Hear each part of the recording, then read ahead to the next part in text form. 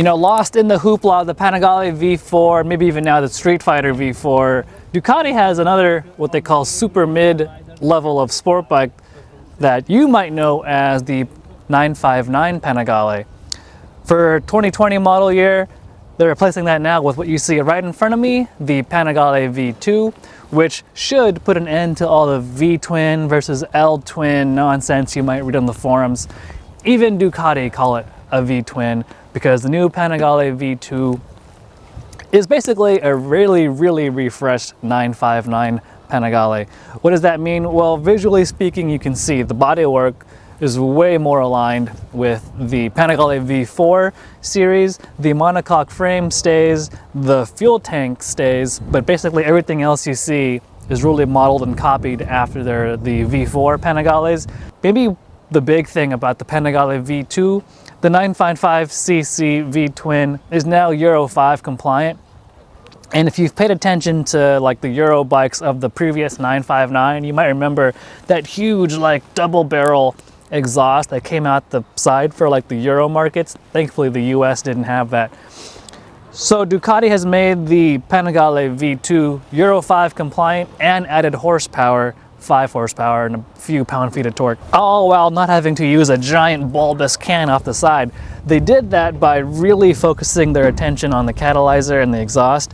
The one you see here is Euro 5 compliant. It looks sleek and neat, but they also added some power by the new air ducts with this new bodywork. The new air ducts are a lot freer flowing, less restrictive than the old ones.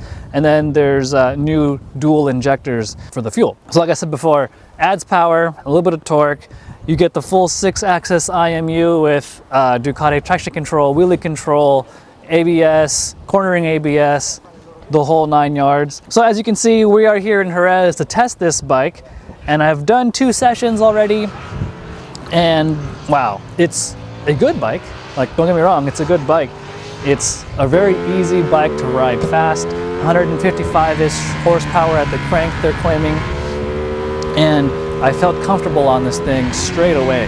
The Showa big piston fork, the sack shock, fully adjustable. The shock has been lengthened 2 mil, which gives it 5 mil more ride height in the rear. And that extra little pitch helps it really bank into corners really easily. You know, I prefer the trellis frame Ducatis as far as like front end feel goes, but you can still rail this thing into corners and keep it banked on its side real well. Ducati chose Jerez for this test because it's a good proving grounds for a bike of this caliber, about 155-ish horsepower. Clearly it's a MotoGP track. It can handle a lot of stuff. It's a really good track for testing motorcycles at. And the Panigale V2 is excellent around this track. It's easy to ride fast. It doesn't scare the crap out of you like a lot of today's big bore motorcycles do. Which takes me to my next point. Ducati call this a super mid sport bike. A lot of you watching this might think of what the hell's a 955cc motorcycle doing being called a super mid. And that's where you need to just erase your memory of what these definitions are and just think of it from a riding aspect. With today's big bikes getting 200 plus horses, 155 suddenly seems reasonable if you have the skill set to match. And the Panigale V2 is a lot less intimidating, a lot less of a taxing proposition on the mind to ride, especially ride quickly around a racetrack. But then if you want to go ride in the street, you can too. The seat is 5 mil taller with more seat cushioning in it. You know, the bars are sport bikey type of positioning, but not terrible. So all in all, it's a, you know, very clever motorcycle to ride. I've only done 2 sessions on it so far as I talk to you. I'm impressed so far. I'm gonna go ride around some more, get further developed thoughts about this thing, and I'll come back to you later with my final thoughts on the Panigale V2.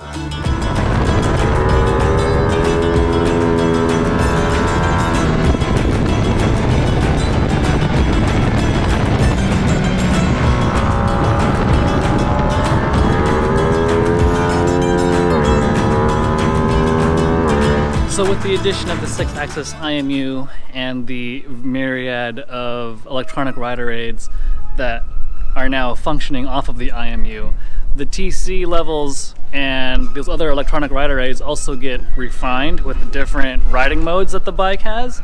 And so, you know, today at Jerez, it's a very nice day. The weather's cooperating more or less. It's kind of chilly, so they started the day off in the sport riding mode, which cranks up the TC to about level 4. The throttle application, you still get all the 155 horsepower, but a little bit smoother throttle application. What I noticed from that was, yeah, the power delivery was a little bit on the softer side.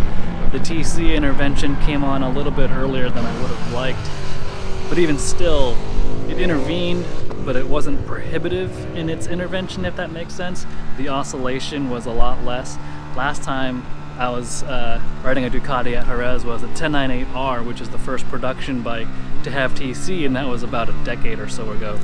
And when you got on the bike and you ripped on it and the TC was kicking in, you'd get this bucking and bronking and weaving vroom, vroom, vroom when the TC is kicking in, because it was so crude. For today's standards, Panigale V2, it shows how far we've progressed from the electronic standpoint. The intervention in sport mode kind of translates over to all the other modes too. It kicks in, but it's not so intrusive as it was a decade ago when I last rode a Ducati at Jerez. It's a big improvement from their Super Mid compared to what was previously their ultra exclusive Premier Halo bike. Bump it up into race mode and you get all the beans, all the power right away, which really still isn't that scary. It's very controllable, it's very predictable, very linear in its power application. And then the TC comes down to about level 2, and if the intervention did come on, I didn't notice it. So the Panigale 959 is a great bike, a good track bike. People kind of lost its way with, it's a 955cc and they're calling it a super mid. Who cares, right? Well, with the Panigale V2, Ducati clearly doesn't care about those labels, even though it's calling it a super mid.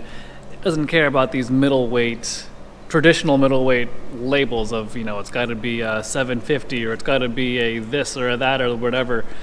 And I think that's a good way of looking at it with the current crop of sport bikes we've got. We've got, 1100cc V4s now.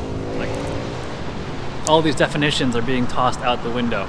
So with the Panigale V2, yeah, you could call it a reskinned 959 Panigale, which, let's be honest, it really is. But that's not a bad thing at all. The Showa BPF fork and the Sachs shock, they work fine. They're fully adjustable. For the vast majority of people who would ride this bike on a racetrack, let's say, or even like their spirited canyon ride, this stuff is more than capable of handling what you need it to handle.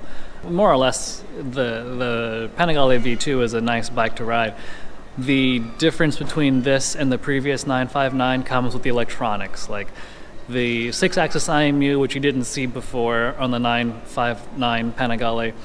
All the electronic rider aids that brings with it, like, it's a game changer for the 959 Panigale class.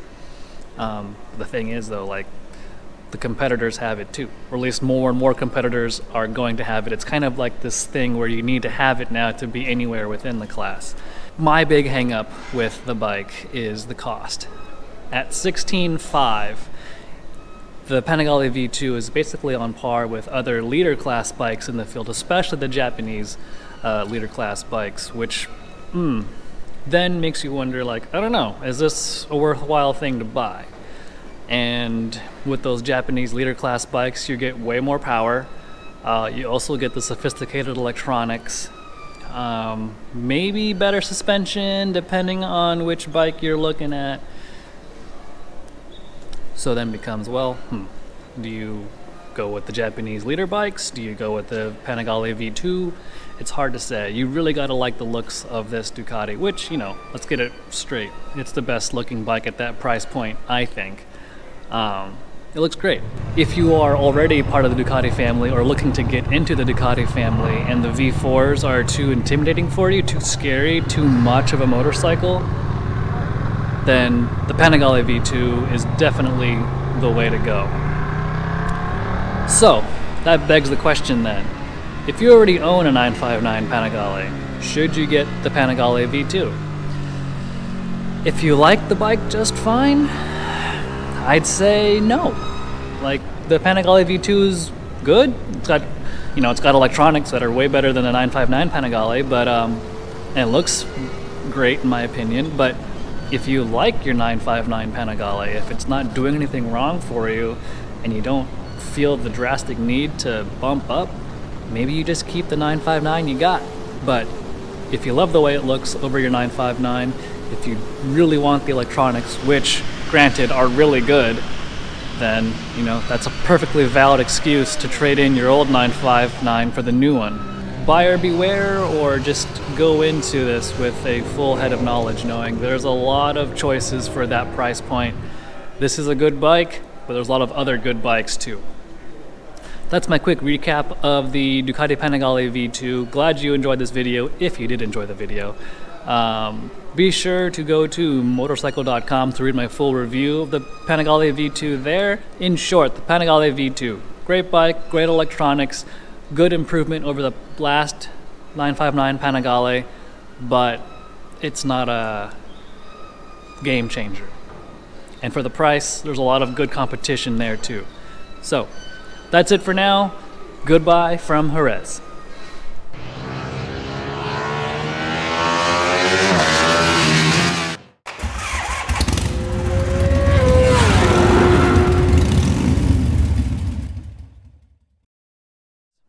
That bike behind me, the 959, that bike behind me, the Panigale V2, it shows how far we've progressed from the electronic standpoint. Like, if you didn't know any better, the intervention would be a whole lot better than other things.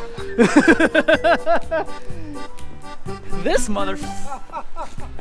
this guy, ding ding diddle ding ding ding. The intervention in sport mode